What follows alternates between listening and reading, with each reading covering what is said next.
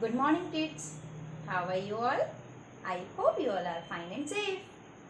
I am your class teacher Ms. Rafi Anjum and today I am going to teach you English. In English today we will learn alphabet D. Sound of D. In previous classes we have studied letter C. Today I am going to teach you letter D. This is capital D, this is small d. Capital D, small d. Yes, the phonic sound of letter D is D, D, D. So my dear students, now I am going to tell you one story. So listen carefully. Daffy is a baby duck. One day, Daffy went to meet Dora the deer.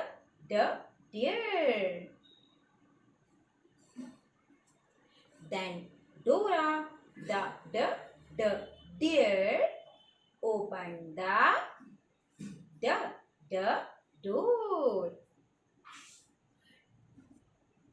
Dobby the dog was sitting on a desk. Yes. They all met and played the drum. They all met and played the drum.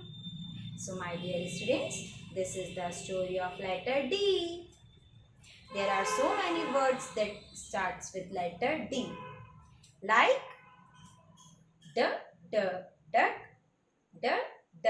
door, the deer, the desk, the drum. So my dear students, you have to learn all these words. Thank you.